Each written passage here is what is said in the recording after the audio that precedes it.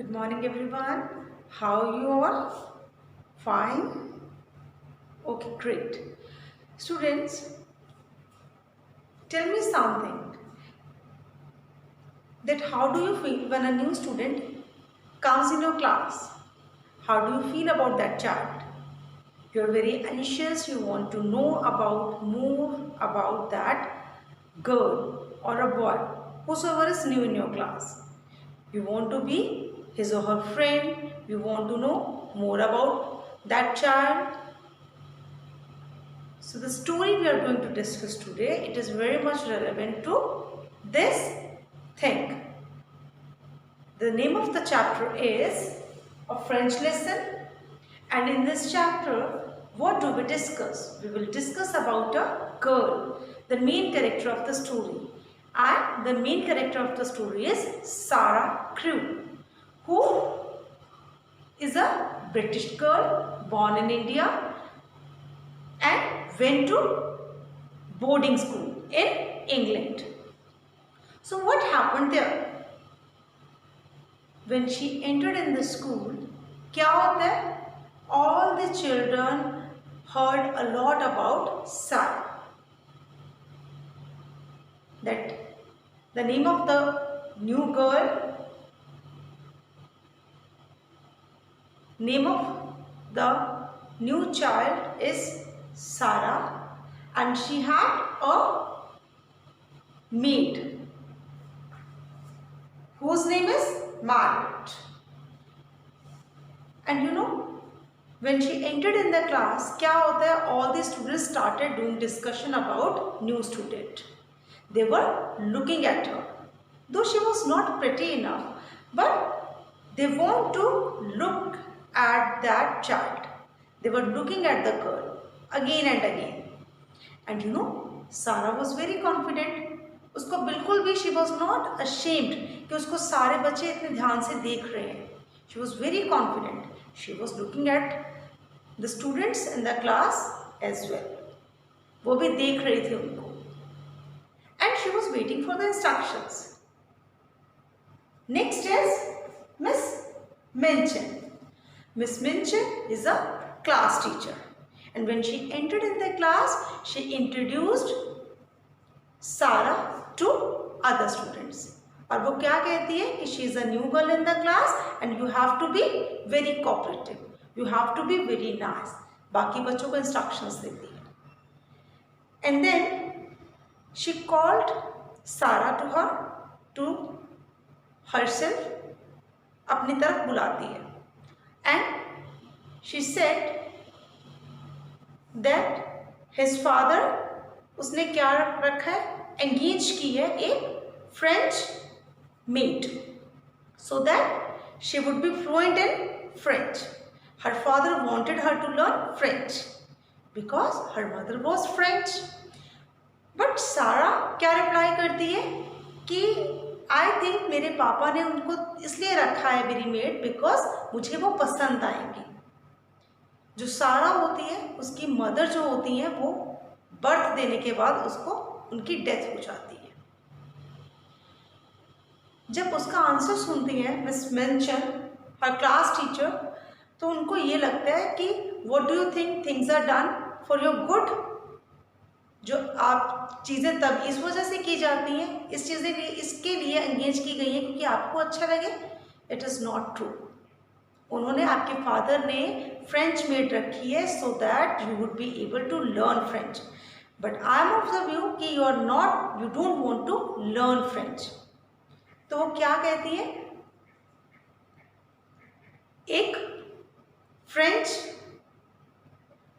Sir होते हैं जो फ्रेंच सिखाते हैं, उनका नेम क्या होता है? मॉन्सायर डुफार्च. तो मॉन्सायर क्या होता है? It's a kind of respect और डेजिग्नेशन गिवन टू समवन. तो क्या होता है, वो जब आते हैं तो मिस मेंशन बताती है कि her father is very much excited that she should learn French and she doesn't know anything. So here you have to help this child. He was very excited. He was thinking that it is his pleasure कि अगर वो किसी लड़की को कुछ सिखाएंगे, French सिखाएंगे, तो वो उनको बोलते हैं कि it would be my pleasure. Sarah was in disgrace. She knew French, उसको फ्रेंच आती है, as the environment or the atmosphere of the class was new. she was उसको ऐसा लग रहा होता है कि वो बोल नहीं पा रही होती। she was not able to express at that time.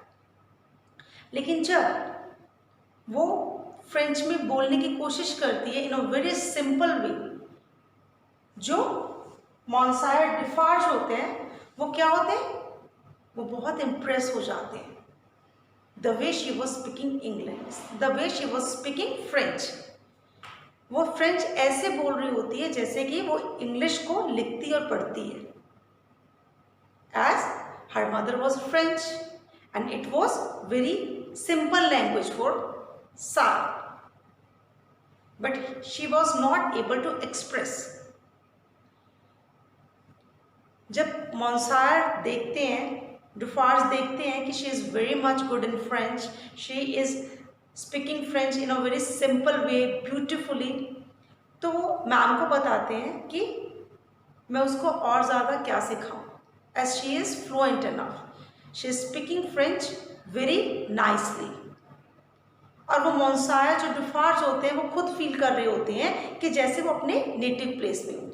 Students, कोई भी चीज़ जो आप बहुत सिंपल वे में सीखते हो, जैसे आपकी मदर टंग है पंजाबी, हिंदी, ये चीज़ आपको बाहर बुक्स में पढ़ने की ज़रूरत नहीं है। If you want to speak this language, mother tongue है, that is why it is very easy for you. ऐसी फ्रेंच उसकी मदर टंग थी तो उसके लिए ये बहुत ईजी था बोलना। सो बहुत इम्प्रेस होते हैं मॉन्सायर डिफार्ज जब वो सारा बोलती है। और वो मैम मिस मिंचन को क्या बताते हैं, दैट उसको कुछ भी सीखने की ज़रूरत नहीं है। तो एट दैट टाइम जो मिस मिंचन होती है, शी फेल्ट एम्बैरेस्ड,